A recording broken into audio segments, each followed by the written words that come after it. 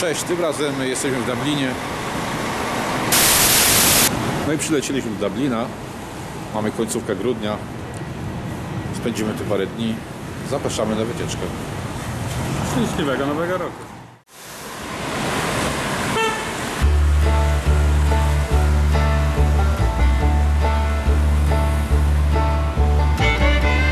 Ponoć grudzień to nie jest zbyt dobry moment na przyjazd do Dublina.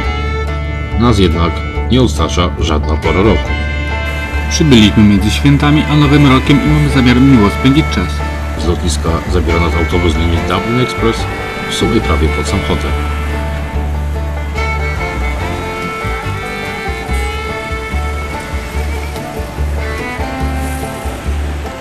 Szybki prysznic i po południu ruszamy na miasto.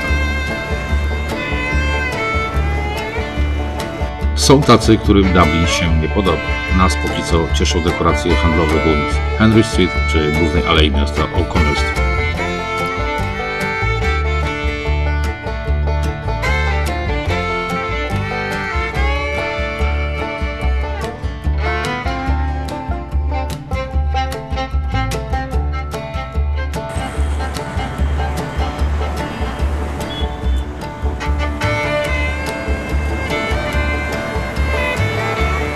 Jest zima, a więc dość szybko zapada zmrok. Spacerek brzegami Liffey wieczorem jest jednak całkiem miły. Czapka jednak bywa przydatna.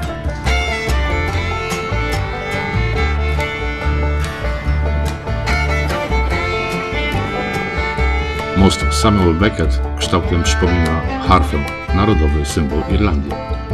Część stalowa zbudowana została przez holenderską firmę w Rotterdamie. Później pokażemy wam go za dnia. A most nosi imię irlandzkiego pisarza.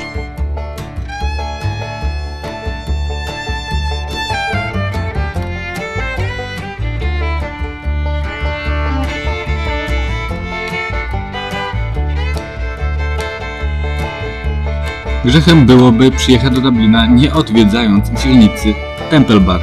To tutaj litrami leje się Guinness i whisky. I to tutaj się śpiewa i tańczy. Pośpiewaliśmy i my w najsłynniejszym barze w mieście.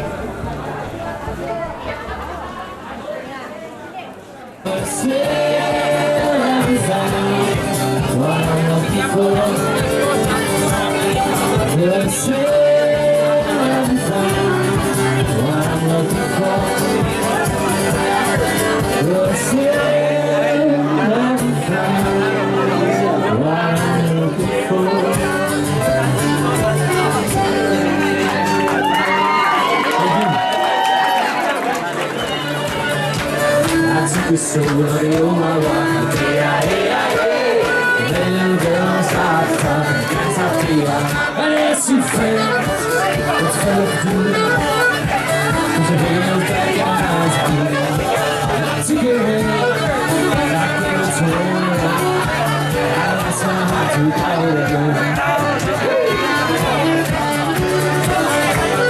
Miejsce to odwiedził sam Bono.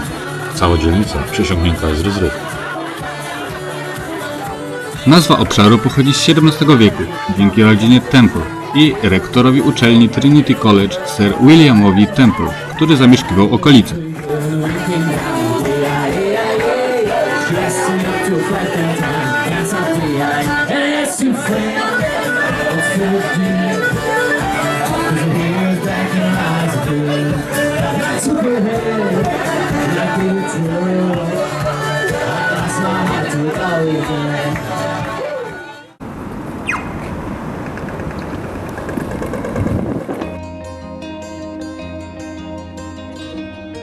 Pomnik głodu stoi na nabrzeżu Customs House. Upamiętnia Wielki Głód w latach 1845-1849, kiedy to populacja kraju zmniejszyła się o 20% z powodu śmierci oraz masowej emigracji Irlandczyków. Emigrowano głównie do Wielkiej Brytanii i USA. Dopiero z początkiem XX wieku doszło do kresu dominacji brytyjskiej na wyspie. Najpierw przez rozpoczęcie Powstania Wielkanocnego w 1916 roku i ostatecznie 5 lat później przez podpisanie traktatu angielsko-irlandzkiego. Powstał pierwszy rząd irlandzki z Eamonem de Valera na czele, bojownikiem o niepodległość, późniejszym prezydentem. Szybko jednak doszło do wojny domowej w kraju.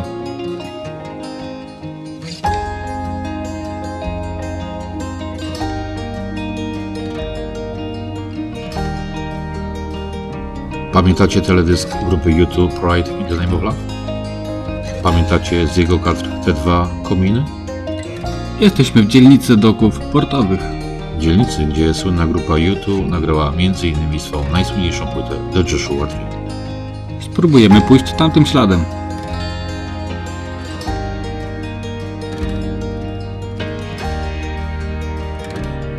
To właściwie jedyne miejsce, gdzie fani grupy zostawiają po sobie ślad. Zostawimy im my.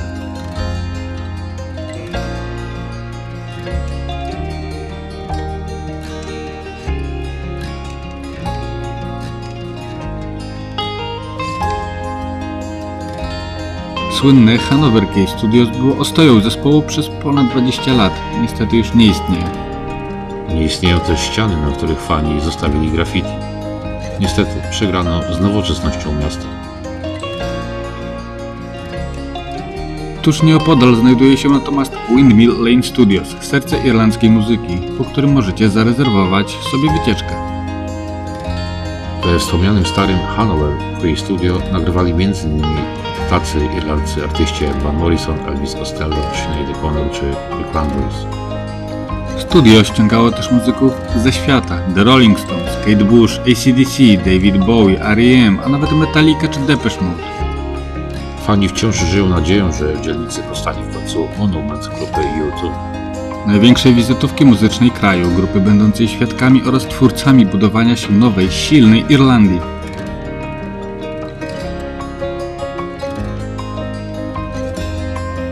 Nasza wycieczka po dokach dobiegła końca. Zajrzyjcie pod tego linka, jeśli macie ochotę przenieść się w muzyczną przyszłość Dublina.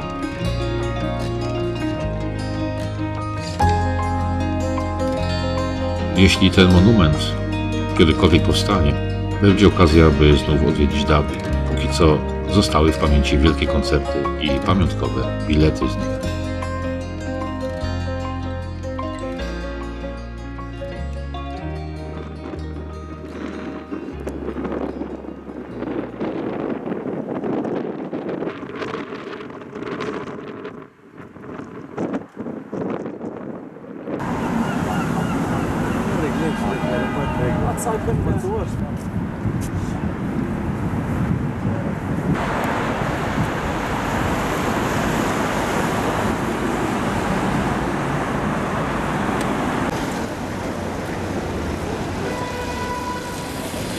No i znów przyszedł czas na historię. Jesteśmy na głównej ulicy miasta O'Connell Street.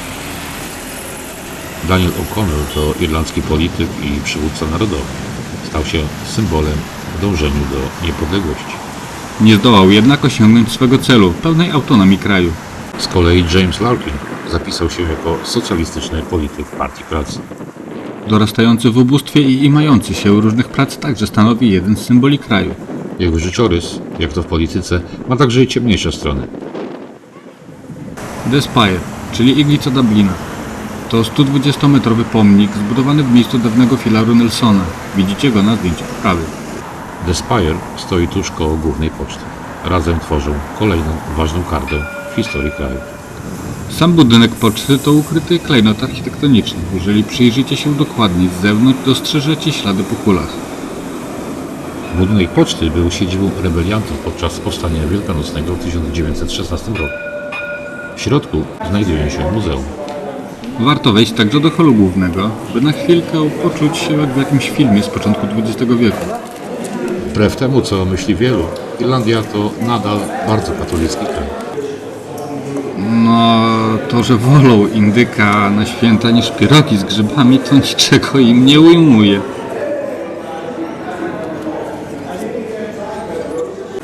James Joyce. Kolejna ikona, tym razem reprezentant literatury i kontrowersyjnej dla wielu książki Ulysses. A nazwa tego sklepu pomogła wokaliście YouTube w wyborze pseudonimu.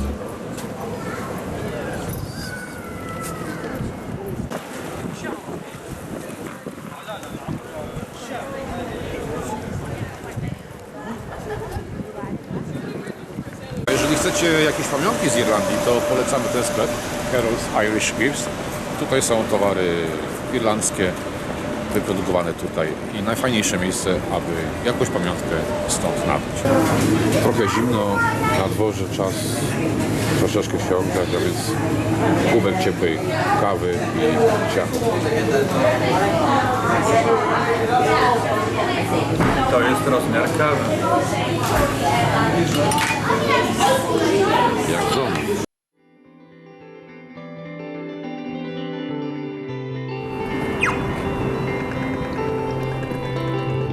Te napisy przy przejściach na serio się przydają, zwłaszcza wszystkim, którzy są przyzwyczajeni do prawostronnego ruchu drogowego.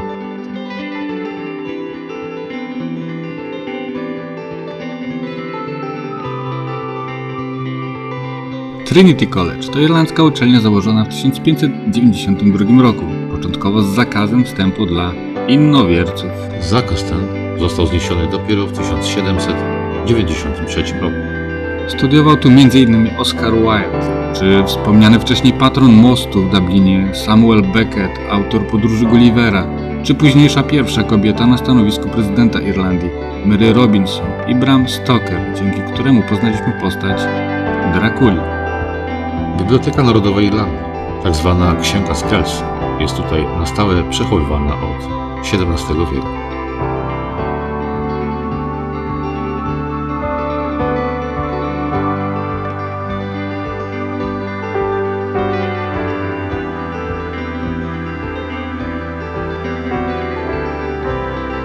Tego pana fanów rocka przedstawiać chyba nie trzeba. Co nam mówi tytuł Whiskey in the Jar? To nie tylko Fenizy, nie tylko Metallica, to przede wszystkim tradycyjna pieśń irlandzka.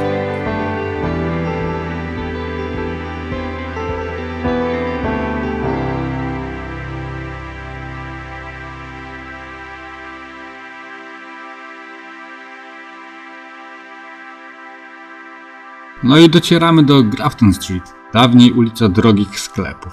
Śpiewał o niej Ed Sheeran w swej najbardziej irlandzkiej piosence Galway Girl. Docierając z nią do pierwszego miejsca irlandzkiej listy przebojów.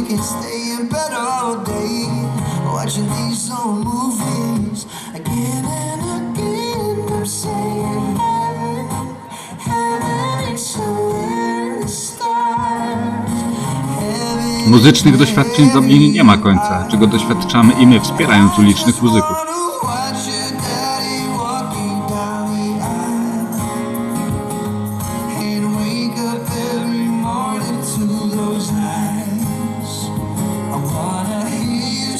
Szukając miejsca na obiad, znajdujemy restaurację pod swojsko brzmiącą nazwą.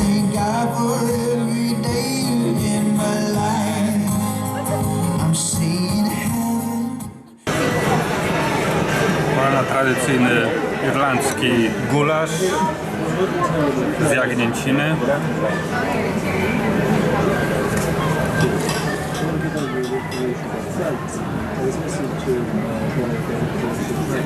Wodka. No to zabieramy się za jedzonko.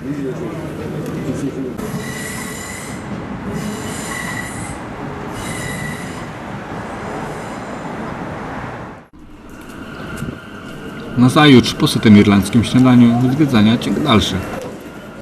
Molly Malone to piosenka opowiadająca fikcyjną historię dziewczyny sprzedającej ryby, która uprawiała swój zawód na ulicach Dublina. W dzień jako straganiarka, w nocy jako prostytutka. Pod koniec XX wieku zaistniała legenda o Molly, dziewczynie, która zmarła w wieku 17 lat.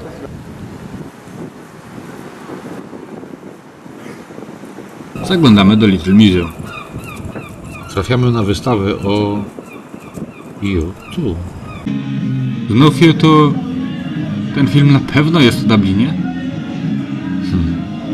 Bo ono też mieszka pod Dublinem, więc chyba jest to film o Dublinie.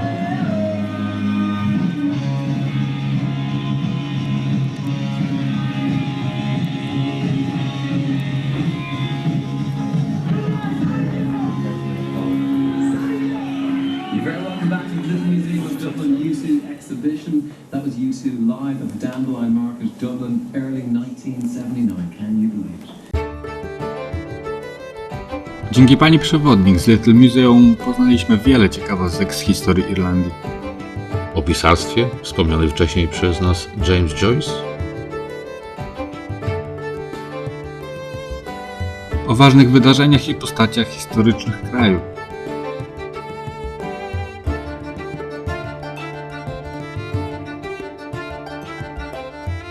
O muzyce. Wspomniany wcześniej wiele razy zespół U2. Ale i dumy Irlandii z 7-krotnego jak do tej pory zwycięstwa w konkursie Eurowizji. Z browarów Guinnessa?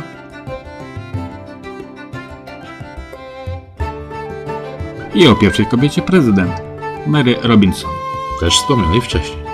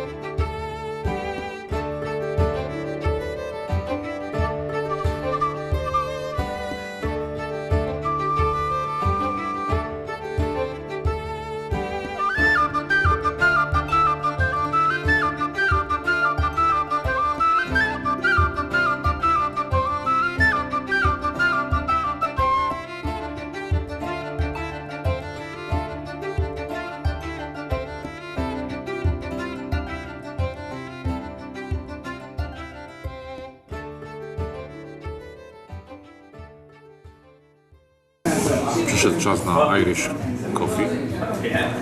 Znów się musimy zagrać.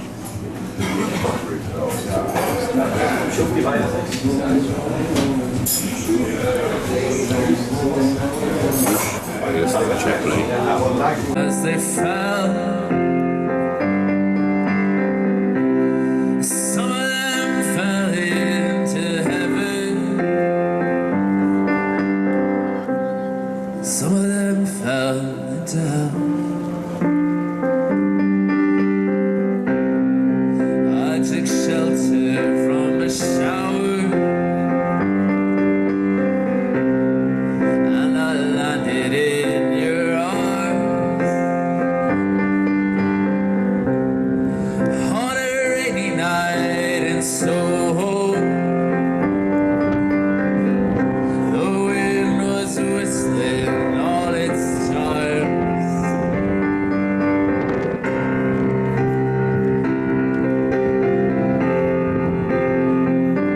Po krótkiej wymianie życzliwości oczywiście wspomogliśmy Dawida. Dawid, płyta ma fajny klimat, to bardzo fajna, romantyczna muzyka. Dzięki.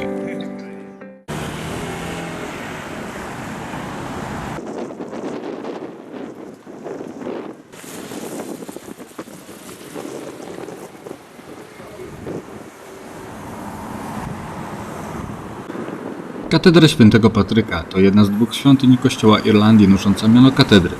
Pochowany jest tu m.in. pisarz Jonathan Swift czy pierwszy prezydent Irlandii Douglas Hyde. Katedrę wybudowano w V wieku celem upamiętnienia misjonarskiej działalności świętego Patryka. Sam święty Patryk został patronem Irlandii.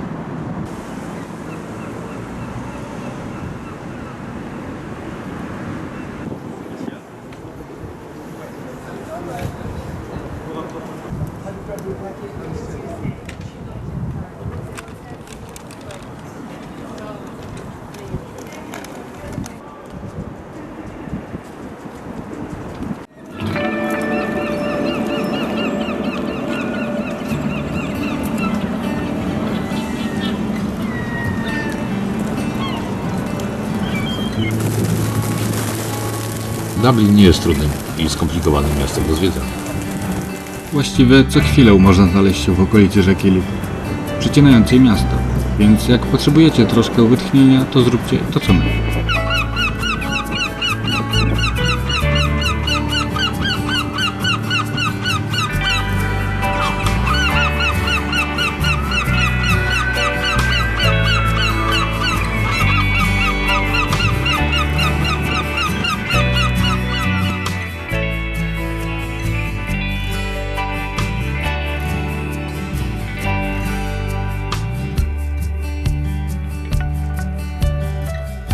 Już spakowani ruszamy w podróż tramwajem.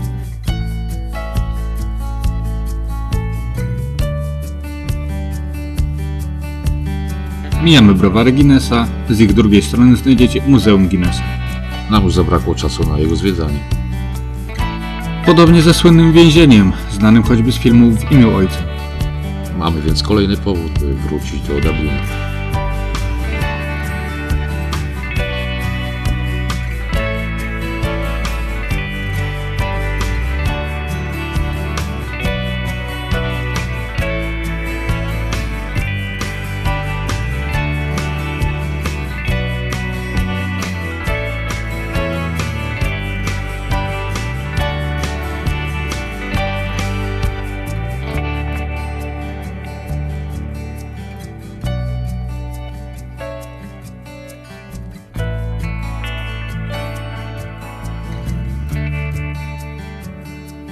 W dalszą podróż wybieramy się pociągiem. Wcześniej zarezerwowane online bilety należy wydrukować w automacie na dworcu. Uwaga, jest wiele wersji językowych.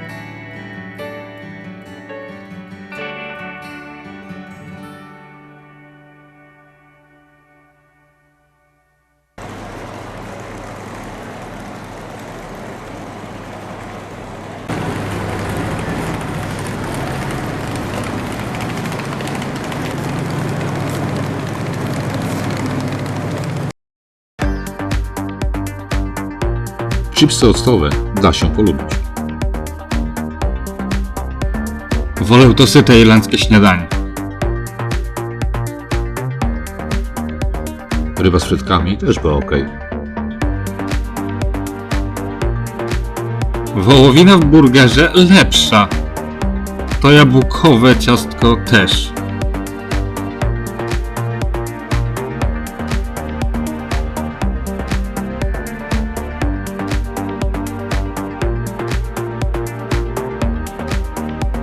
Przybywając do Irlandii, nie zapominajcie o przełącznikach do waszych wtyczek.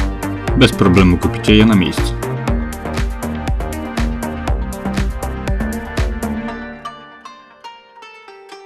My jedziemy dalej. W kolejnym odcinku też spotykamy się w Irlandii. Szukajcie odcinka 17. Tymczasem oglądajcie nas w sieci i piszcie do nas. Poprosimy o lajki i dzwoneczki. Do następnego. Janek Łukasz.